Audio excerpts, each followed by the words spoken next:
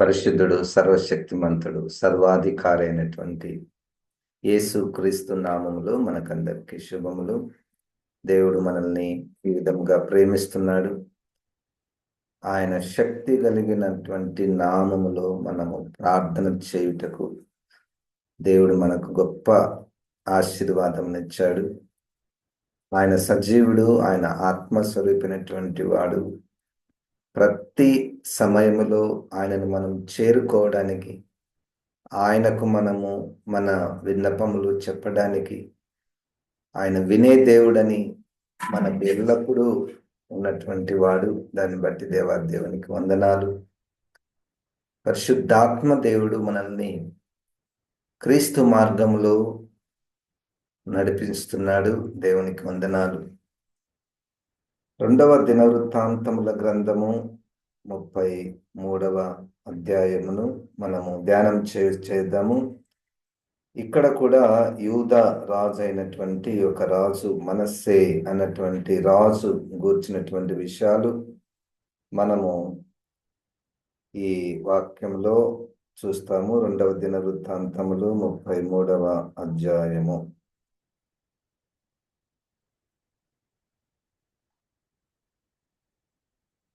రెండవ వచనంలో, అతడు ఇశ్రాయేళ్ల ఎదుట నుండి యెహోవా వెళ్ళగొట్టిన అన్యజనులు చేసిన హేయ క్రియలను అనుసరించి యెహోవా దృష్టికి చెడు నడత నడిచెను.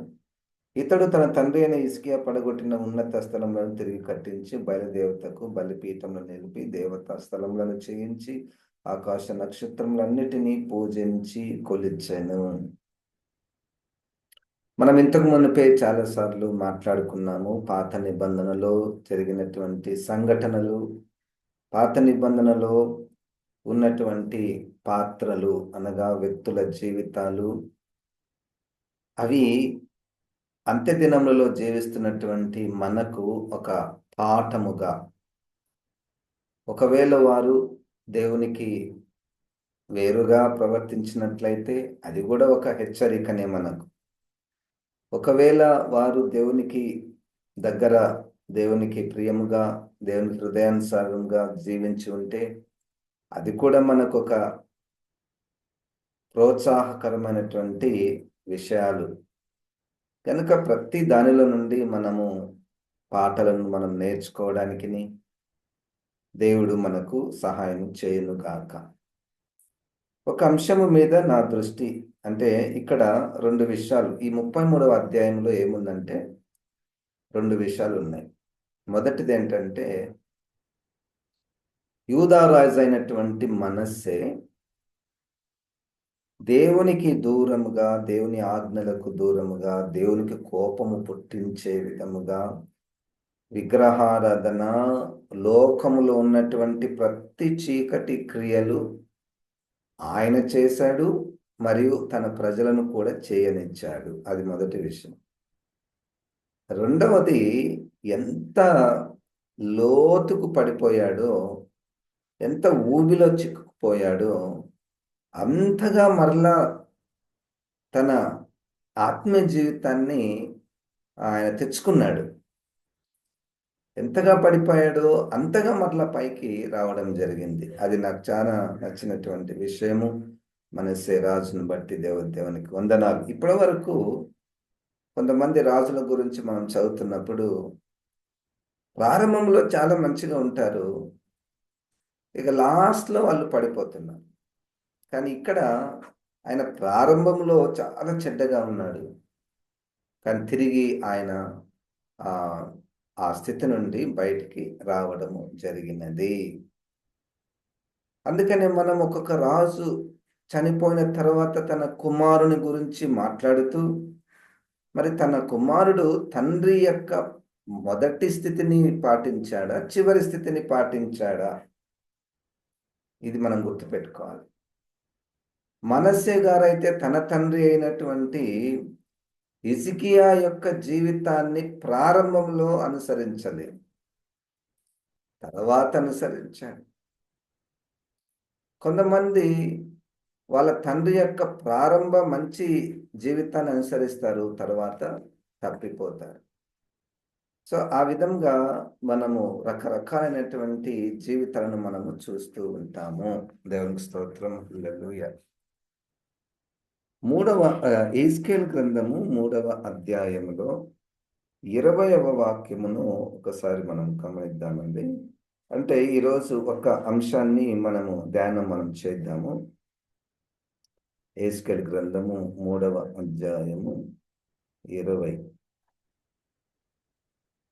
మరియు నీతి గలవాడు తన నీతిని విడిచి దుర్నీతిని అనుసరించినందున నేను అతని ముందర అభ్యంతరము పెట్టగా అతడు మరణమగును. నీవు అతనిని హెచ్చరిక చేయని యెడల పూర్వము తాను చేసిన నీతి జ్ఞాపమునకు రాకుండా అతడు తన దోషమును బట్టి మరణమవును. అయితే అతని ప్రాణ విషయంలో నిన్ను ఉత్తరవాదిగా ఎంచుదును. ఒక మనిషి ప్రారంభంలో చాలా నీతిగా జీవించాడు.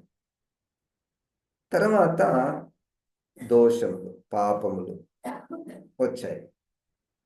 ఈ పాపం చేస్తున్న స్థితిలో ఆయనకి ఎవరు కూడా హెచ్చరిక చేయలేదు.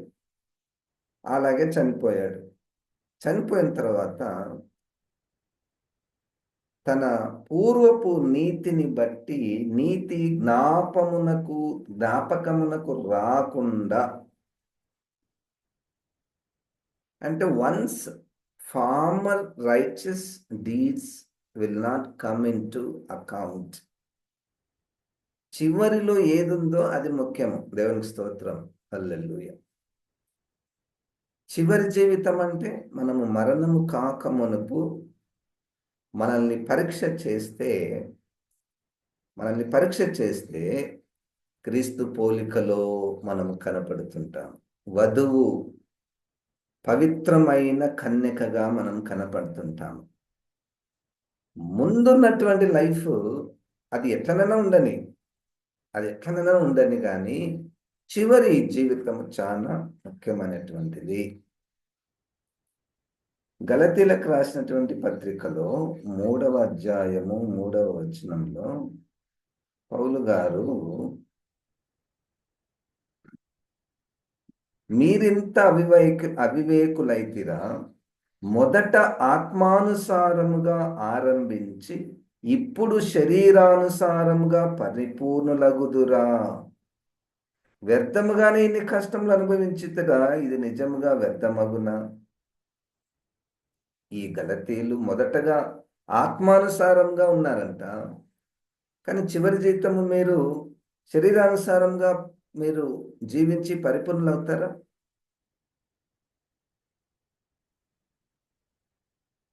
కనుక ఈ మన విశ్వాస కొలత, దాన్ని కొలిస్తే రాను మనము ఆయన పోలికలోనికి మెల్లమెల్లగా మనం మార్చబడుతూ ఉండాలి. దేవునికి స్తోత్రం. ఇదే అధ్యాయంలో 18వ వచనంలో 3:18 గలతీ పత్రికలో చూడండి.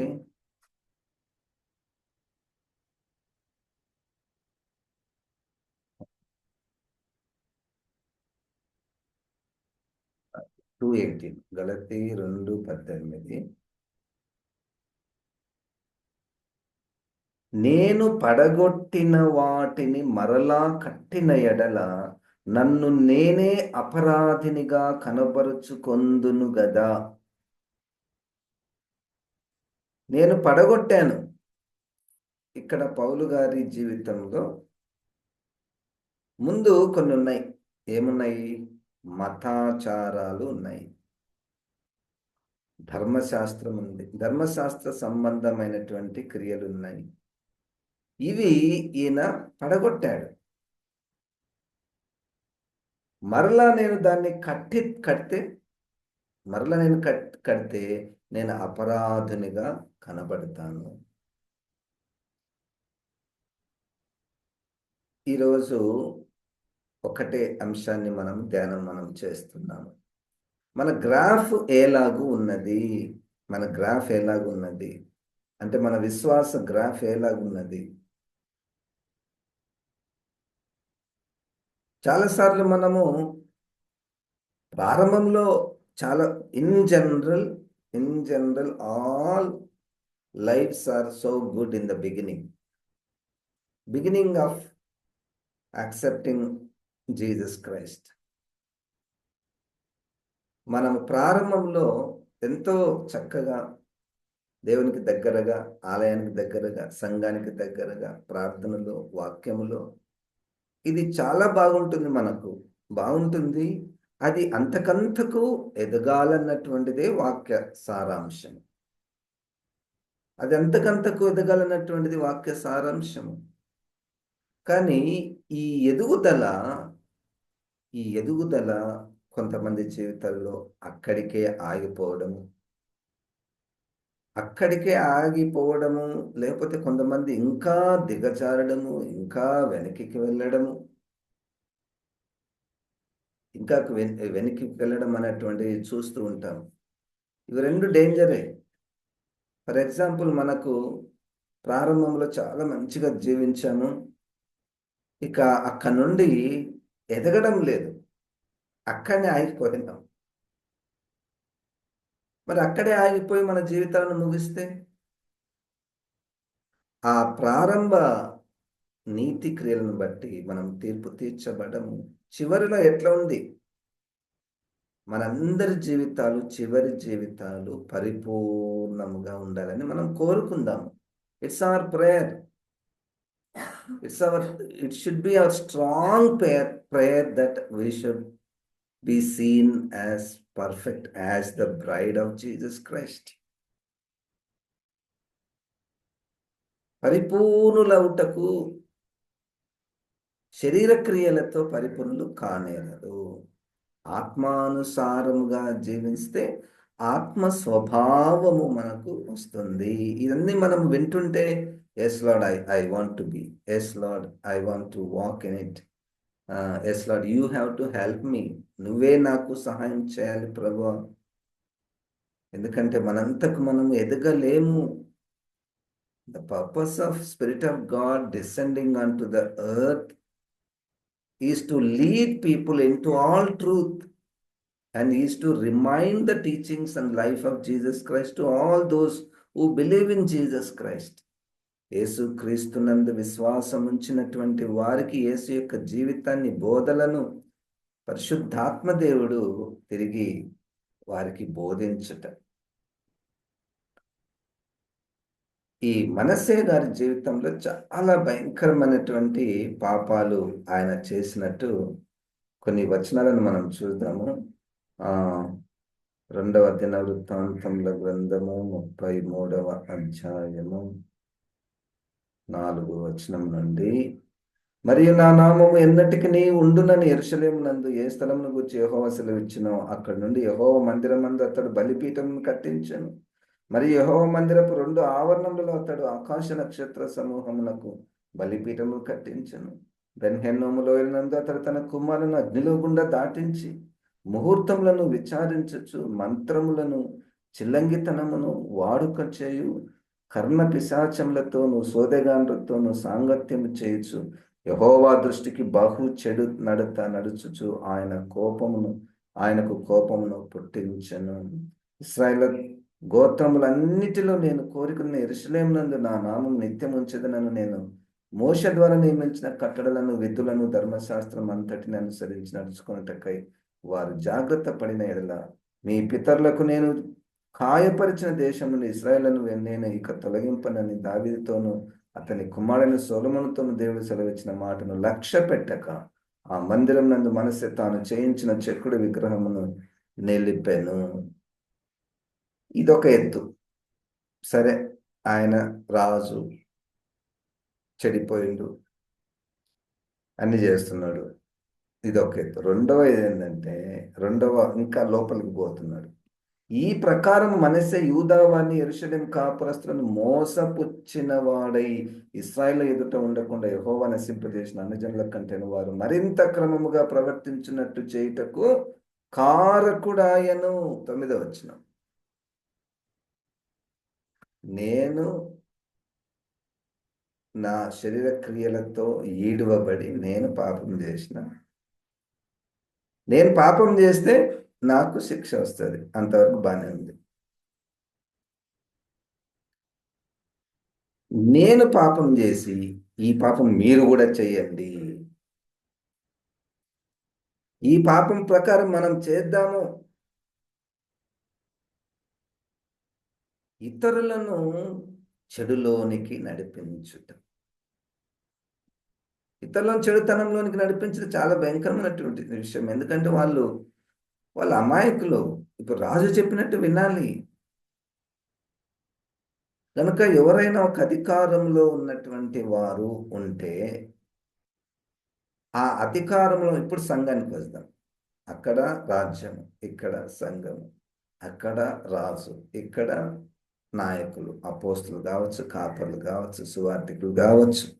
ఇక ఏ నాయకులో, if they consider themselves that I'm the leader of this church, ప్రజలను నువ్వు తప్పు చేస్తే నువ్వు తప్పు చేసుకుంటూ నీకు దేవుడు శిక్ష ఇస్తాడు, అది పక్కకు పోవాలి మనం. కానీ మన తప్పులను, మన విషయాలను ఇతరుల మీద కూడా వాళ్ళు కూడా అట్లా చేయాలన్నటువంటిది, అది చాలా భయంకరమైనటువంటి విషయం. మనసే గారు ఆ స్థాయిలోనికి వెళ్ళాడు. ఒకరా ఇద్దరు, లక్షల మంది విగ్రహారాధన చేయడానికి, ముహూర్తాలను చేయడానికి, ముహూర్తాలను పాటించడానికి. ఆ పదం కూడా రాయబడింది దాంట్లో, ఇంతకుముందు చదివిన దాంట్లో, ముహూర్తాలు చూచుకున్నట్ట. మొన్న ఒక ఆయన షాపులో కొనడానికి వెళ్తున్నాం, నేను కూడా ఉంది. రేపు కొనుక్కున్నానండి నేను. రేపు కొనుక్కోండి, ఈరోజు ఎందుకు కొనుక్కోవాలంటే వాళ్ళు కొత్తగా వాషింగ్ మెషిన్ కొన్నారు, రేపు కొనుక్కోండి అంటే, లేదు సార్ రేపు మంగళవారం, మంగళవారం కొనకూడదండి. I don't no. పరిశుద్ధాత్మ దేవుడు ఈ క్రీస్తును మన హృదయంలో ఉంచకపోతే ఇవన్నీ మనకు తెలియకుండానే పాటిస్తాం. అన్ని చేయకపోవచ్చు, పెద్ద విగ్రహారాధన చేయకపోవచ్చు, కానీ మనల్ని అపవాది ఎక్కడ పట్టేయాలన్నా అక్కడ పట్టేస్తాడు. దీన్ని ఏమంటారు అంటే, క్రీస్తు సరళత నుండి తప్పించుట. సరళత నుండి తప్పించంటే కొద్దిగా ఇట్లా పోయేది, కొంచెం ఇట్లా పోతుంటుంది అంతే. అదేమైతుంది సార్ అన్నట్టుగా ఉంటదన్నమాట. అదేం పెద్ద తప్ప, ముహూర్తం ఏం పెద్ద తప్ప అని. ప్రస్తుతము క్రైస్తవ సంఘములో కూడా విపరీతమైనటువంటివి మనము చూస్తూ ఉంటాం. అయితే గుడ్ న్యూస్ ఏంటంటే, అంటే మనము ఒక హోప్ పెట్టుకోవాలి. ఒక మనిషి ఎంత చీకటిలోనికి పోయినప్పటికీ, మనసే గారి జీవితంలో జరిగినటువంటిది చూడండి, 12వ వచనంలో మనము ఆ హోప్ పెట్టుకోవాలా. అతడు శ్రమలో ఉన్నప్పుడు, అంటే శిక్ష వచ్చింది, దేవుడు ఆయనని బబులోనికి తీసుకుని వెళ్ళాడు. పాపము ఫాలోడ్ బై శిక్ష, ఫాలోడ్ బై రిపెంటెన్స్. ఇది బాగుంది. అతడు శ్రమలో ఉన్నప్పుడు తన దేవుడైన యెహోవాను బ్రతిమాలుకొని తన పితరుల దేవుని సన్నిధిని తన్ను తాను బహుగా తగ్గించుకొని ఆయనకు మొరలిడగా, ఆయన తన విన్నపములను ఆలకించి యెరూషలేమునకు అతని రాజ్యంలోనికి అతని తిరిగి తీసుకొని వచ్చినప్పుడు యెహోవా దేవుడై ఉన్నాడని మనసే తెలుసుకున్నాను. అంతవరకు యెహోవా one of many other gods అన్నట్టు. కానీ ఇక్కడ కొన్ని మాటలను చూడండి. తన దేవుడిని యెహోవాను బతిమిలాడుకొనుట, బహుగా తగ్గించుకొని ప్రార్థన చేశాడు. బహుగా తగ్గించుకొని ప్రార్థన చేసిన. ఇంగ్లీష్లో చాలా బాగుంటుంది. God was moved by his repentance and humbleness. దేవుడే కదిలిపోయాడంట, అంతగా రిపెంట్ అయిపోయాడు. మనస్సే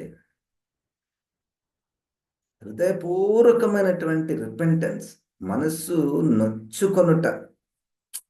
అంటే he was so guilty of doing wrong, guilty of committing sense, guilty of ignoring the true God, guilty of not walking according to the commandments of Moses. అంతగా లోపల కుమిలిపోయాడు.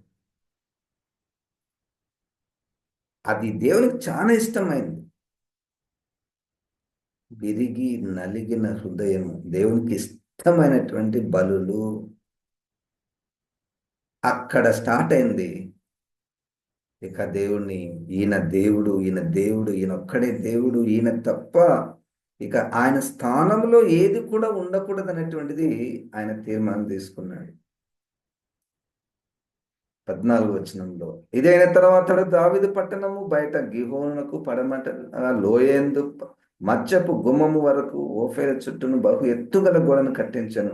మరియు యూదా దేశంలోని బలమైన పట్టణములన్నిటిలో సేనాధిపతులను ఉంచను. మరియు యెహోవా మందిరం నుండి అన్యుల దేవతలను విగ్రహమును తీసివేసి యెరూషలేం నందును యెహోవా మందిర పర్వతం నందును తాను కట్టించిన బలిపీఠములన్నిటిని తీసి పట్టణం బయటికి వాటిని లాగివేయించను. Very good. తీసి బయటపడేయట. నేనే కట్టానండి, అది తీసాను. ముహూర్తము పాటిస్తుంది. దానివల్ల ఒక శిక్ష, దాని తర్వాత అది తీసేయాలి.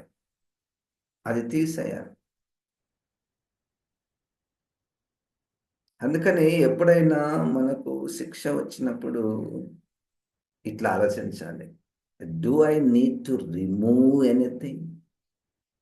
మనం శిక్ష వచ్చినప్పుడు వెంటనే మరలా దేవుని కాడికి పోతాం. దేవా, నాకు ఈ బాధ వచ్చింది, శ్రమ వచ్చింది, తక్కువ చేయి ప్రభా, బాగు చేయి ప్రభా, ఈ శ్రమ తీసేయి ప్రభా. అదే దేవుడే మనకు శిక్ష ఇచ్చిండు, మళ్ళీ ఆయన కాడికి పోయి నాకు తీసే అంటే no, that's not expected. That is not expected. If it comes from the Lord, your repentance and humility is expected. దేవుని ద్వారా శిక్ష ఇది నాకు వచ్చింది అన్న తలంపు ఎవరికైతే ఉంటుందో, నువ్వు ఏది తీసివేయాలనో అది నువ్వు జ్ఞాపకం చేసుకో. ఏది తీసి పడేయాలి, పడగొట్టాలి, ఏది కాల్చివేయాలి కదండి.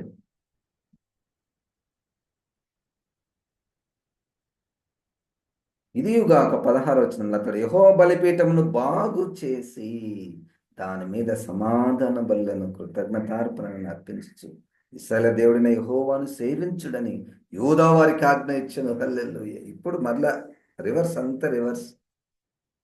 ప్రజలంతా ఆశ్చర్యపోతున్నారు, నువ్వే చేయమంటివి మళ్ళీ నువ్వే వద్దంటావు అన్నట్టు.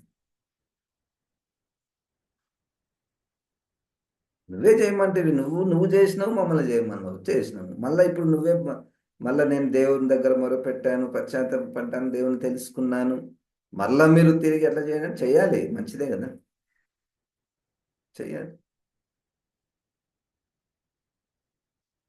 అందుకని ఒకరి చివరి జీవితము చాలా important. Once end is important than the beginning.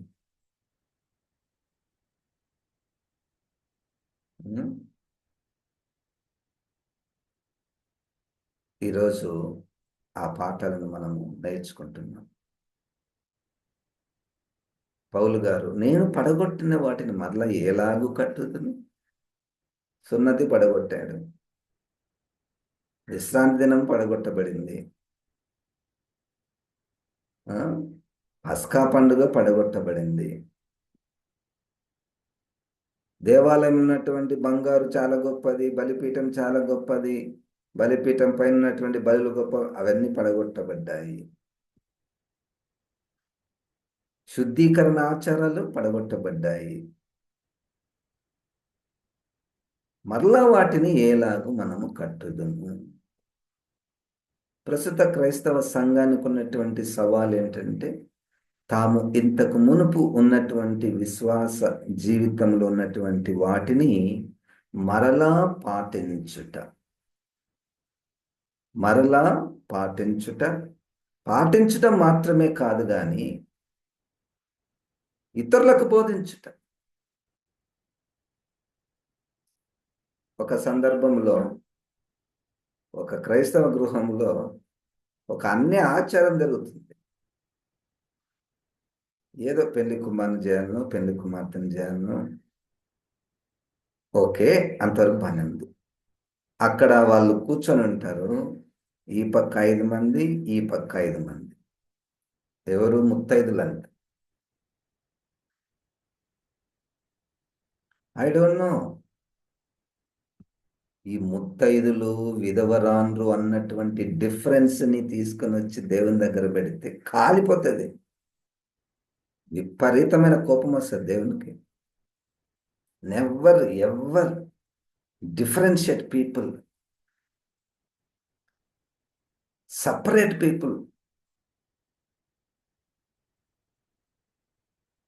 Based on their marital status. అమ్మో, ఇంత కోపం వస్తుంది దేవునికి. విధవరాండ్రని పక్కన పెడితే శాపం వస్తుంది వాళ్ళు. నేను చెప్పాను, మా ఒక యవనస్తుడు చెప్పాను, ఏంటయ్యా ఇట్లా చేస్తున్నారు, ఇది చేయకూడదంటే. చేయకూడదా? మరి నాకు ముందే తెలియదు సార్, వీళ్ళు మా నాయన చెప్పింది కాబట్టి ఇది చేస్తున్నా. అసలు అనవసరంగా ఇంత ఖర్చు పెట్టుకుంటాం మేము. మరి ఎవరు చెప్పారు? ఆయన చెప్పాడు, పలానా ఆయన చెప్పాడు. చూడండి, తెలియదు ప్రజలకు. నేను నాయకుని స్థానంలో నేను చెప్పాలి కదా. ఇది ఎజ్కేల్ గ్రంథం 3వ అధ్యాయంలోనే, నేను చెప్పకపోతే ఆ అవతల వ్యక్తి అదే పాపంలో ఉండి చనిపోతే ఆ మరణానికి నేను ఉత్తరవాదినవుతాను. నువ్వు ఉత్తరవాది అవుతావు. అదే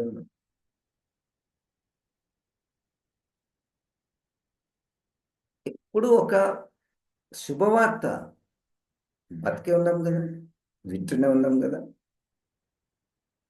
పడగొట్టిన వాటిని మరలా కట్టకూడదు.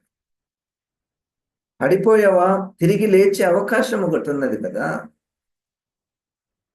తిరిగి లేచే అవకాశం. ప్రభువా నన్ను క్షమించు ప్రభువా, తెలిసి తెలియక చేశాను, వాళ్ళ ప్రేరేపణతో నేను చేశాను, ఇక ముందు నేను అది చేయను ప్రభువా, నన్ను క్షమించు ప్రభువా. ఇంత తెలిసినటువంటి వాణ్ణి నేనేనా? మా తండ్రి ఎంత మంచివాడు, హిజ్కియా ఎంత పేరు పొందినటువంటి వాడు, ఎన్ని అద్భుతాలు చేసినటువంటి వాడు, మా పితరులు ఎంత మంచి క్రైస్తవులు. ఏంటి ఇప్పుడు we boast about the technological growth and knowledge of the people. కానీ ఇంత తెలిసి ఏంటి ప్రభు ఇట్లా పడిపోతుంది. ఇంతకుముందు మన సహోదరి ఒక మంచి పాట పాడింది కదా, ఎరిగి ఎరిగినే చెడిపోతిని, యేసుని గాయము రేపితిని. తెలిసి చెడిపోతే ఏంటి నష్టం? ఏంటి? నీ గాయము రేపితిని అంటే ఆ రోమియుడు చేయిలో మేకు కొట్టిండు కదా. ఎన్నిసార్లు కొట్టింటాడు? దిగేంత వరకు కొట్టింటాడు. అయిపోయింది కదా. మళ్ళా ఇంకొక మేకుని తీసి యేసు ప్రభు చేతిలో కొట్టినట్టు. ఎందుకు ఇట్లా అయింది? మోసపోతి నేను దృష్టి దొలగితి, దాసుడనను చూడనిమ్ము. చూడండి, మోసపోతాం మనం. మోసపోతే కళ్ళు కనపడవు. ఏం చేస్తున్నా కళ్ళు కనపడవు.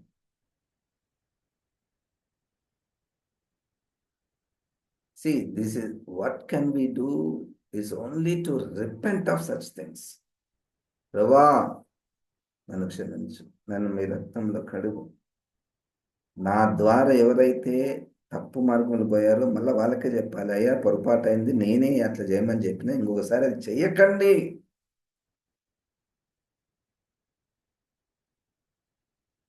పడగొట్టిన వాటిని తిరిగి ఎలాగూ కట్టుదు.